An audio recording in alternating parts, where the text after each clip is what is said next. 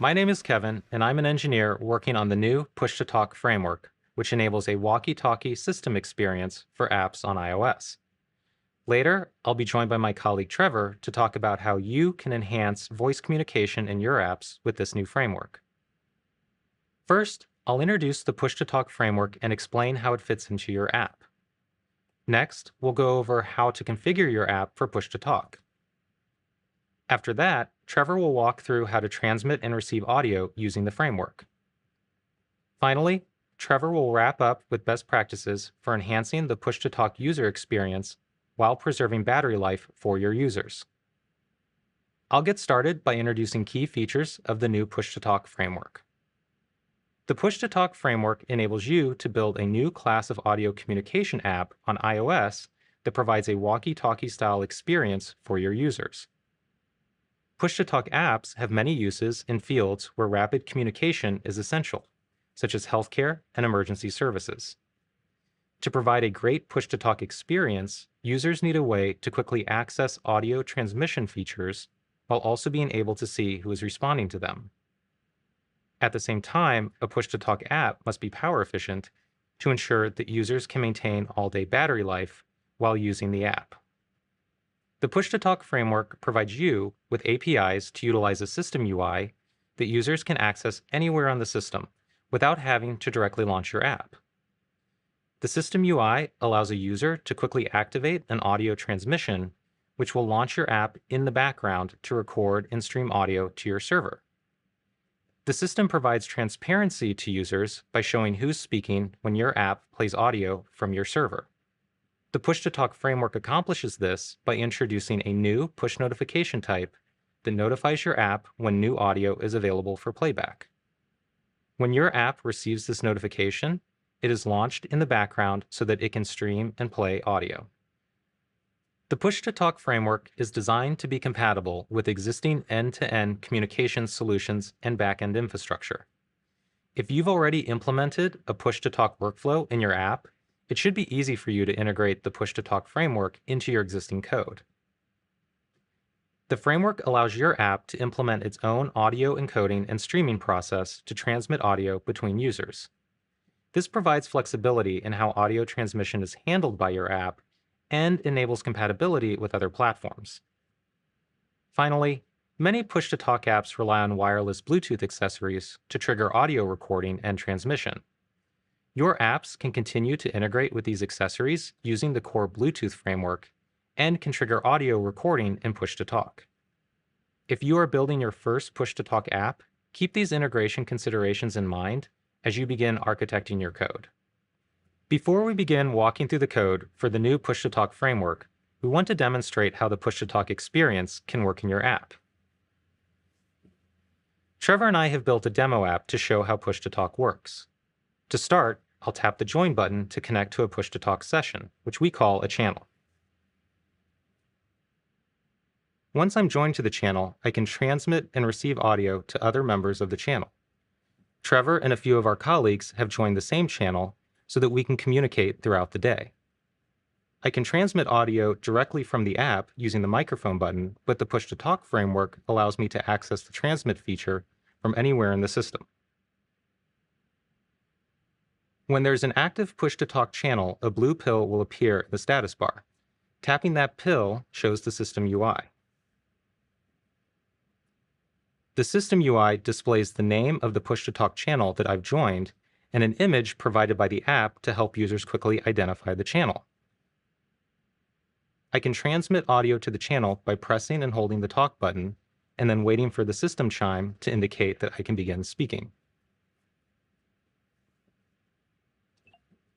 Hey Trevor, are you ready to cover your WWDC slides? Over. When my device received Kevin's message, it displayed a notice that contained his name and image, providing transparency into who I'm receiving messages from. Once I launch the system UI, I can quickly respond to Kevin's message or leave the channel without having to stop what I'm doing. I don't want to leave Kevin waiting, so I'll reply now. Hey Kevin, I'll be ready in a few minutes. Over.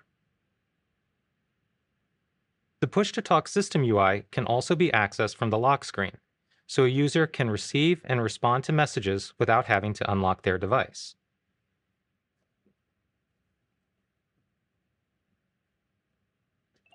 Okay, see you soon. Over.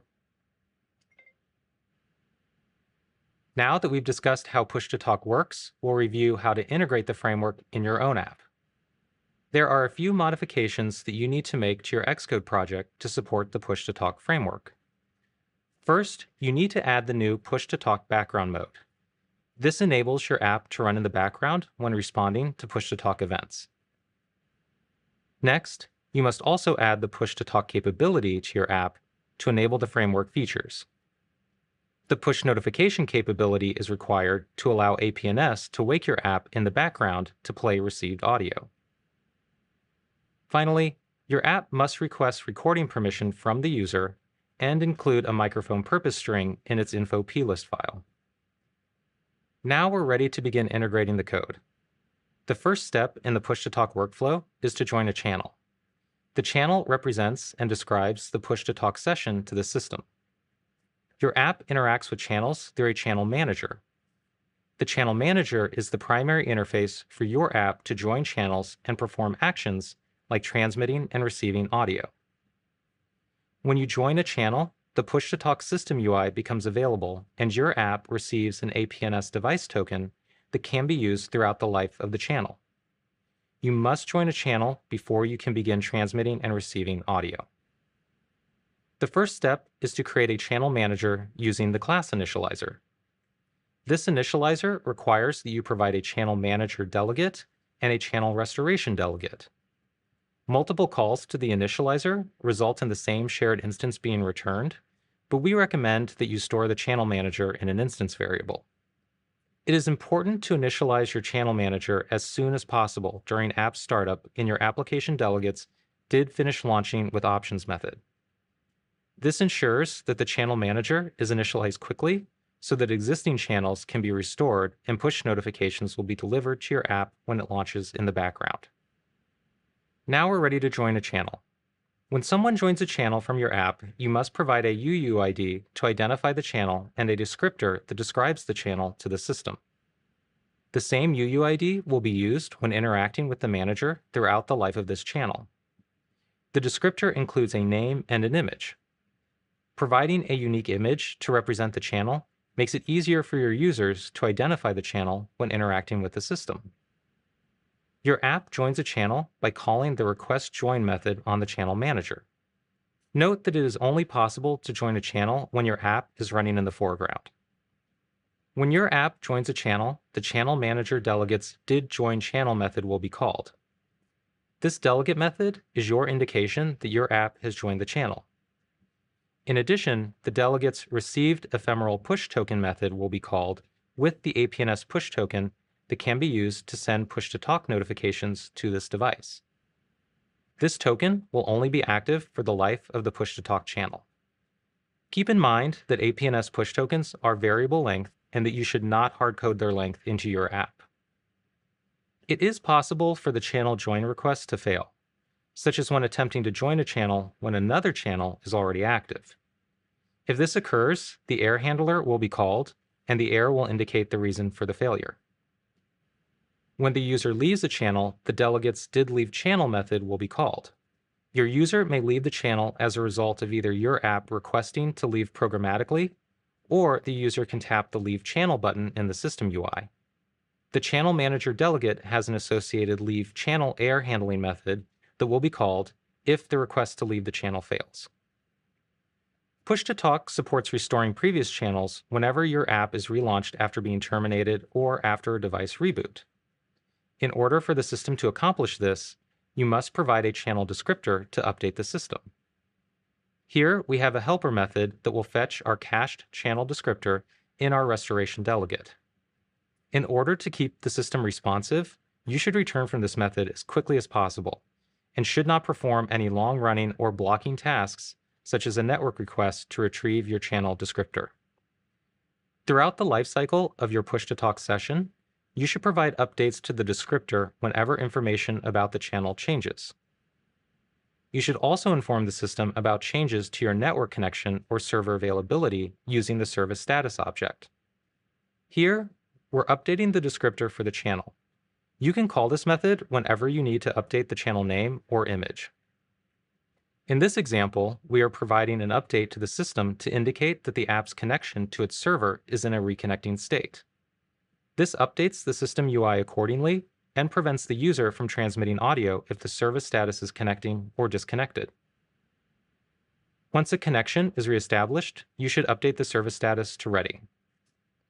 Now, let's review how to send and receive audio using Push-to-Talk. Trevor, are you ready to walk through the rest of the API? Over. Yep, send them over. Over. Now that we've seen how to configure the Push-to-Talk framework, let's explore how to transmit and receive audio. A core capability of the Push-to-Talk framework is to allow your users to quickly transmit audio. Users can begin audio transmission from within your app or from the system Push-to-Talk UI. If your app supports Bluetooth accessories through core Bluetooth, you can also begin transmission in the background in response to a peripheral's characteristic change. When transmitting, the Push-to-Talk framework unlocks the device's microphone and activates your app's audio session to enable audio recording in the background. Let's review this process in detail. To begin transmission from within your app, you can call the Request Begin Transmitting function. This can be called whenever your app is running in the foreground or when reacting to a change of a Bluetooth peripheral's characteristic. If the system is not able to begin transmitting, the delegate's failed to begin transmitting in channel method will be called with the reason for the failure. For example, if the user has an ongoing cellular call active, they will not be able to begin a push-to-talk transmission. To stop transmitting, call the channel manager's Stop Transmitting method. To handle failures when attempting to stop transmitting, such as when the user was not in a transmitting state, the channel manager delegate has an associated Failed to Stop Transmitting in Channel method. Whether you begin transmission from within your app or if the user starts from the system UI, your channel manager delegate will receive a Did Begin Transmitting callback. The transmission source will be passed to the method and indicate whether the transmission was started from the system UI, the programmatic API, or a hardware button event. Once transmission begins, the system will activate the audio session for your app. This is your signal that you can now begin recording. You should not start or stop your own audio session. When transmission ends, your channel manager delegate will receive the End Transmission and Audio Session Deactivation events. Keep in mind that while your transmission is active, your audio session may be interrupted by other sources, such as phone and FaceTime calls, for which you need to handle within your app. The Push-to-Talk framework also allows your app to receive and play audio from other users while in the background. This process relies on a new Apple push notification type that is specific to Push-to-Talk apps. When your Push-to-Talk server has new audio for a user to receive, it should send the user a Push-to-Talk notification using the device push token you received when joining the channel. When the push notification is received by your app, it must report an active speaker to the framework, which will cause the system to activate your app's audio session and allow it to begin playback. The new Push-to-Talk notification is similar to other notification types on iOS, and there are specific attributes that you must set to enable delivery to your Push-to-Talk app. First, the APNs push type must be set to Push-to-Talk in the request header. Next, the APNs topic header must be set to your app's bundle identifier with a .voip ptt suffix appended to the end. The push payload can contain custom keys that are relevant to your app, such as the name of an active speaker or an indication that the session has ended and the app should leave the Push-to-Talk channel. The body of the APS property can be left blank. Additionally, like other communication-related push types, push-to-talk payloads should have an APNs priority of 10 to request immediate delivery and an APNs expiration of 0 to prevent older pushes that are no longer relevant from being delivered later. When your server sends a push-to-talk notification, your app will be started in the background and the incoming push delegate method will be called. When you receive a push payload, you will need to construct a push result type to indicate what action should be performed as a result of the push notification. To indicate that a remote user is speaking, return a push result that includes the active participant's information, including their name and an optional image. This will cause the system to set the active participant on the channel and indicate that the channel is in receive mode. The system will then activate your audio session and call the didActivateAudioSession delegate method. You should wait for this method to be called before beginning playback. If your server decides that a user should no longer be joined to a channel, it may indicate this in the push payload, for which you can return a leave channel push result. It's important to note that you should return a PT push result from this method as quickly as possible and not block the thread. If you are attempting to set the active remote participant and do not have their image stored locally, you can return an active remote participant with only the speaker's name. Then download their image on a separate thread, and once the image is retrieved, update the active remote participant by calling setActiveRemoteParticipant on the channel manager. When the remote participant has finished speaking, you should set the active remote participant to nil. This indicates to the system that you are no longer receiving audio on the channel and that the system should deactivate your audio session. This will also update the system push-to-talk UI and allow the user to transmit again. Now that we've covered the basics of how to integrate push-to-talk into your app, let's review some best practices for optimizing the user experience and preserving battery life. The push-to-talk framework provides a system UI for users to begin a transmission and leave a channel from anywhere within the system. Additionally, it is flexible and allows you to implement your own custom push-to-talk UI when your app is in the foreground. The push-to-talk framework utilizes shared system resources. Only one push-to-talk app can be active on the system at a time, and push-to-talk communication will be superseded by cellular, FaceTime, and VoIP calls. Your app should handle push-to-talk failures gracefully and respond accordingly. As mentioned earlier, the push-to-talk framework handles activating and deactivating your audio session for you. However, you should still configure your audio session's category to play and record when your app launches. The system provides built-in sound effects to alert the user that the microphone is activated and deactivated when transmitting. You should not provide your own sound effects for these events.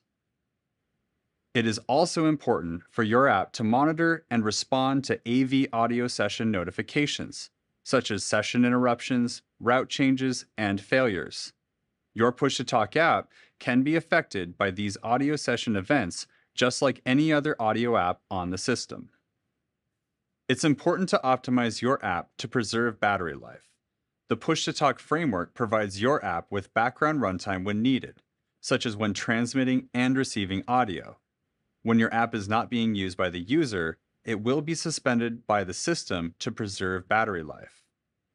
You should not activate or deactivate your own audio sessions. The system will handle audio session activation for you at the appropriate times. This ensures that your audio session has the proper priority within the system and can be suspended when it is not being used. Your push-to-talk server should use the new push notification type to alert your app that there is new audio to be played or that the push-to-talk session has ended. For more information about improving the battery life in your app, refer to the Power Down Improve Battery Consumption session.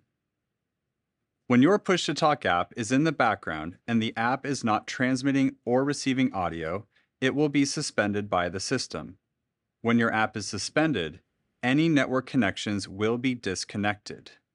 You should consider adopting Network Framework and Quick to reduce the steps needed to establish a secure TLS connection and improve initial connection speed. Network Framework has built-in support for Quick. Check out the Reduce Networking Delays for a more responsive app session for more information on how to use Quick. The Push-to-Talk framework enables you to build robust and power-efficient walkie-talkie style communication experiences within your apps. If you already have an app that implements a walkie-talkie style experience on iOS, you should begin updating your existing app to use the new API. If you're implementing a new walkie-talkie app, you should use the Push-to-Talk framework now.